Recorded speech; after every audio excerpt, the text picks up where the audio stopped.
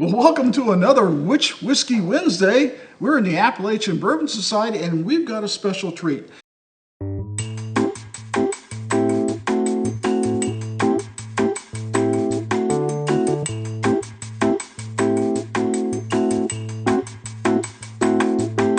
Daniel, we have been all over these cigar blends lately. We're just cigar blend nuts, aren't we? I just love a good cigar blend, and so many people actually made a comment of the day that everyone seems to be coming out with cigar blends, kind of like everyone's doing Armagnac. Well, not Armagnac. Amburana. Amburana. And I'm going like, well, I hope it doesn't go as bad as it did for Amburana, because I love a good cigar blend. And we've already done a not a blind. We did a 4-person review of this Penelope, and everybody loved it. Everybody enjoyed it. It was really good. And this is not a bourbon. This is a whiskey, and it's something different. If you haven't tried it, I really recommend.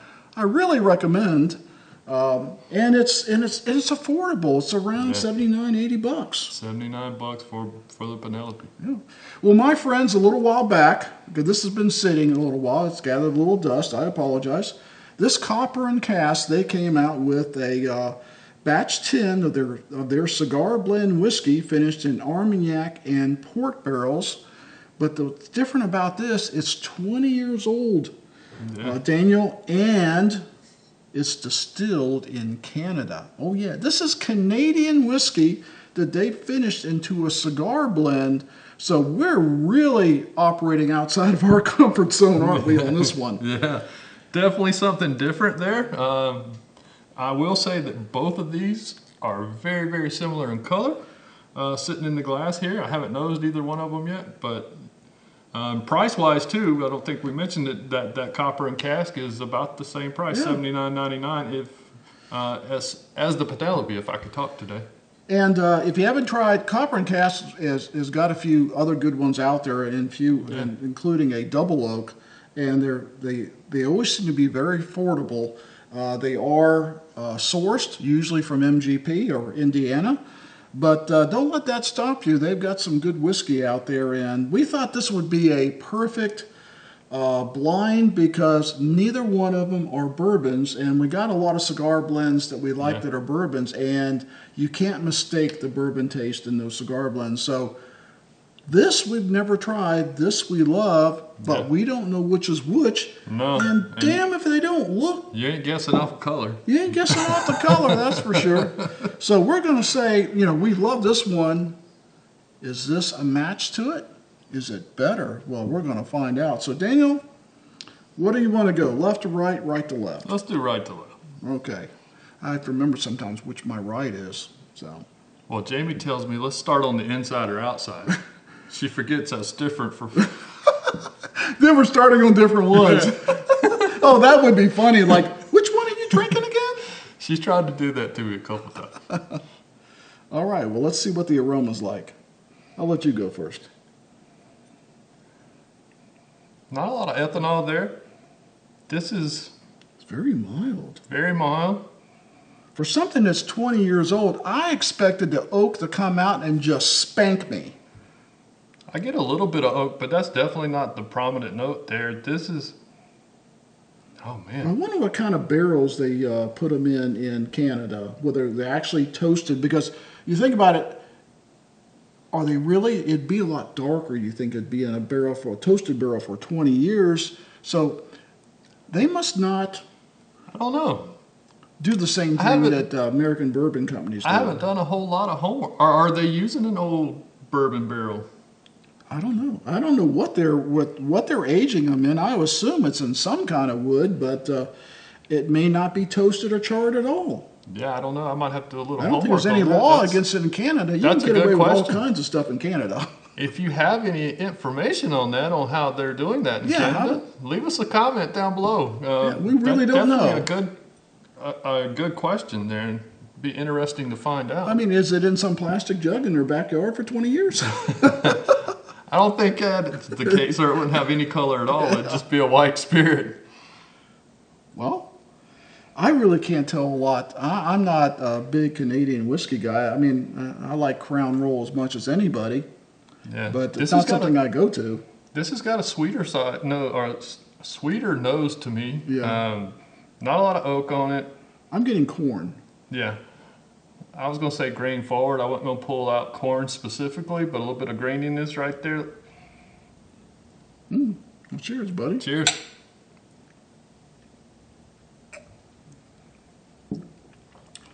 Oh, wow. That is sweet. And there's a flavor there I don't recognize. I'm saying this has got to be the copper because I don't. Yeah. I could be totally wrong because I just did have something else before this. It was completely different. But there's a real savory, Yeah. earthy component going on there that I don't know if maybe this guy's just opened up and we didn't taste it before. But it's sweet and earthy. Yeah. You get the sweetness right on the tip of the tongue. Coats the palate really well. And then I'm like you, it goes to that earthy note on the back of the palate there. Yeah. And it kind of just sits there. And I'm definitely on the backside. I am picking up oak. I'm definitely getting some oak. This is unique. I don't know. I'm not saying bad or good. This is unique. I don't remember if it is this. It's opened up and it's changed for me. Yes. This is unlike anything I've had recently. Yeah. So that second sip was a little bit different to me than the first. It wasn't. Still got that sweetness right there. But then it almost turned more like a peanutty mid-palate to me. And then a little bit of that oak coming in on the backside. Yeah, I got oak and leather and no sweetness on the back end. And No, to me, a little drying. Drying because it faded quick. Yeah. It faded quick. But yeah, a drying effect. That's definitely different. Well, it does have port wine finish, and that will give you a drying effect. If it's this one. We both may be wrong. Yeah, we don't know We're about sitting this here one. thinking this is So the Copper Cask. We got an may be American wrong. whiskey that's a cigar blend, and we got a Canadian whiskey that's a cigar blend, and I can't be sure which one's which. Yeah, you ready to go on this next one? Oh, yeah. See if this reminds us of something we've had before. This does remind me of the Penelope. Yeah. No ethanol there. Not Oh, at no. all. It's a whole different aroma from the one on the right. I'm getting sweetness there, but more candy-ish. I was going to say sweetness. almost like a candy corn. Yeah, definitely more candy-ish. That sharp sweetness you get from a hard candy or from a caramel candy of Werther's. Yeah, There's some something Werther's else going there. on. Well, I'm definitely picking up some citrus too, some fruit, some light fruit There's in some, there. yeah, light fruit. A little bit of oak, not a lot, but a little bit. I'm liking the aroma better on the second one than the first one. I will tell you that. I don't pick bourbons or whiskeys for their aroma. Right. It's part of the experience, but I'm definitely liking the aroma on the second one better than the first one. That first one's just got that unusual, I wouldn't call it a funk, that unusual kind of earthiness that I got in the taste, I get in the aroma. I don't get that earthiness in this one. This one definitely like candied corn to me, Yeah. right up front. Candy corn, kettle corn, definitely, Yeah. definitely a more candyish. Cheers, Cheers. buddy.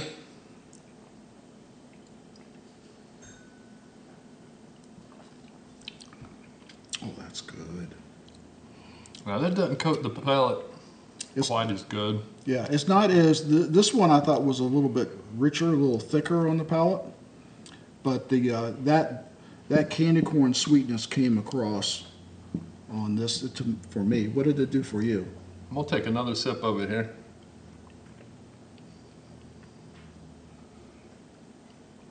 I should have cleansed my palate there in between the two, and I didn't. Yeah, I'm getting that candy corn sweetness right on the front of the palate. A little bit of fruit, maybe mid palate. I like the finish on this one. Yeah, you get some spice in that finish that carries Spice, with you. yeah, spice That comes in on that spice is back end. good. It's a nice spice. It's not too peppery. It is. That stays with you. This has got a longer finish. Yes, I can actually feel that one giving me that good old Kentucky hug going down in a nice way. In some ways, I thought they would be more similar than apart, but I'm finding that these two are very apart. Yeah. I don't think they're similar at all. No. I'm going to go back to the not first in my one. humble opinion. They're definitely different. Was it me, or are you getting like a little bit of a youthfulness on that second one when you go back between the two? Right up front. Just I like would tell you this one does taste more. like a little more green forward there on Yeah, the front of the this palate. this one does taste more mature. Yeah. This one does taste younger. This one is even though it's earthy, it's very smooth. Yeah. That earthy profile to it is just part of it, but it's a little richer, a little better mouthfeel, but it is a different taste. Mm-hmm. I like the sweetness better in this. I like the mouthfeel better in this. I like the finish better in this. It's really hard because it's kind of like say, well, what's your favorite hot sauce? Well, I got a lot of favorite hot sauces. Which one do you like better? It kind of depends what I put it on. And this would kind of be like, if you're really a cigar guy, this one, this one here on the right, I would match to a really sweet cigar. The one on the left, I'd match to one that wasn't as sweet, because this would counter anything real sweet. This one, I think, is where you pump up the sweetness a little more because it's got that longer finish. So if you're a real cigar fan and you buy bourbons to match your cigars, it's like, are you bitter or sweet? And it's going to determine, I think, which one you're going to like. I could guess at it, could be wrong, but I do have my favorite. Are you ready to push forward? What is your second place? Second place pushing forward. Yes, sir. You ready? Yes, sir. 3, 2, 1. Oh! So we're not in agreement, which means it's a tie, basically. So, Daniel, I'll let you oh, goodness. Tell me. Let's see. So that's Glass A. Glass A. Wow. He said, wow. I haven't seen it. He said, wow. That means something. That is Penelope. The one you pushed forward is the Penelope? Yeah. I thought this was the Penelope, and I liked it best. This didn't remind me of anything I tasted. I liked it. I think it's great. I'd recommend either one. But this guy had a better mouthfeel to me. It does. That's... So you picked the Copper and Cask. Well, here we go. So that's really... You keep this one. I'm taking this one home. I have a backup. That was the biggest deciding factor to me for this one was mouthfeel, because I enjoyed both of these. I really did. I enjoyed both of them. But when I went to this Penelope, after drinking this one, it just felt a little bit watery. Oh yeah, you. It's kind of like gravy to marinade, right? Yeah. They both have a lot of flavor, but that gravy sticks on your tongue. So this is the gravy. This is the marinade. Yeah. So that's why I went with that one. It was strictly based off of the mouthfeel. Well, that tells you, as the audience, these are both different from your normal bourbon cigar blend, but definitely worth your consideration. Yes. And they're not like your typical cigar blends. I know we said we kind of drove that point home on the Penelope review we done, but this one, there again, it's finished in Armagnac and port barrels, but it is not like, to me, like the Joseph Magnus cigar blend. Right, which is really, it's not anywhere. Yeah. And I think a lot of times it's that when they put that cognac in, that cognac will take over a bourbon sometimes, and that's why I like the Armagnac better than the cognac in these things. But yeah, so you didn't have any cognac in this one. Where this has no finish in it as far as I know. No it's just finish at how all. they did Yeah. it. Turned it into a cigar blend. The way they blended that, it's a masterful blend. I mean, I still stand by that review we done on it. I loved it, enjoyed it. I'll be looking for another bottle of it.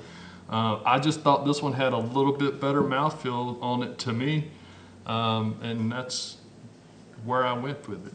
So the bottom line is you can't go wrong with either one. Well, that's what I was going to say. So bottom line is you need both bottles. Yeah, there you go. If you're a collector, have both. If you're a fan of cigar blends like we are, have both. All right, so off camera we have my wonderful wife tasting. Which one's your favorite, babe? Which one? Which one did you like? So, Copper and Cask to me, when I tried it kind of often, and I was in agreement with Mike, it had more of an earthy note, almost like a pine note to it.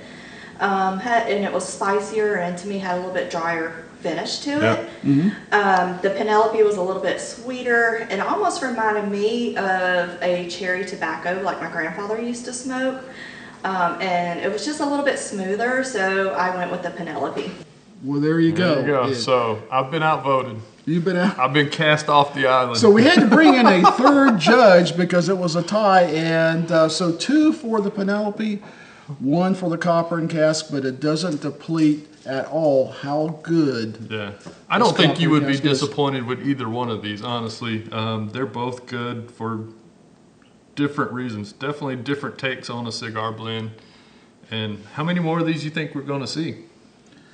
I don't know. Remember all the. I mean, Amberon, I think, is finally fading. I'm not seeing a lot of new stuff come out. I think Rio kind of started it, kicked it off, and the next thing you know, Nulu and Barrel and everyone else is coming up with their own Amberana. I don't see new Amberanas. I think it's played out. I don't think the cigar blends have played out yet. I think they still have. I think we're at the beginning of the cigar fad, honestly. I think we're going to see a lot more of these. And our buddy Jonathan said that actually cigar blends have been out longer than Amberana has, but I don't think they've been as popular as they're getting there. I think the popularity is still, it's not at peak yet. It's kind of, I think it's kind of become the buzzword of the industry at the moment. Everyone wants, well, didn't you tell me that Short Barrel's now on their 3rd batch of cigar blends? So they just released 3 versions of their latest cigar batch. So there is 3 different ones hitting shelves now. That should tell you right there, if a company as big as Short Barrel is investing time and money into 3 different versions of cigar blends, that's probably what you want to be. That's what you want to pay attention to right now. If y'all have had either one of these, please let us know down in the comments. We'd love to hear from you. Absolutely. We enjoyed the interaction for sure. Click that subscribe button and ring that notification bell over there so you know when the next video gets released. It does help us. We would appreciate it. So comment, share, and like this video. And please always make comments in because that helps that YouTube algorithm, puts us out there to get our channel out in front of more viewers. So as always, please drink responsibly, never drink and drive. And what say you, Daniel? Until next time, keep it neat. Well, welcome to... I messed that up.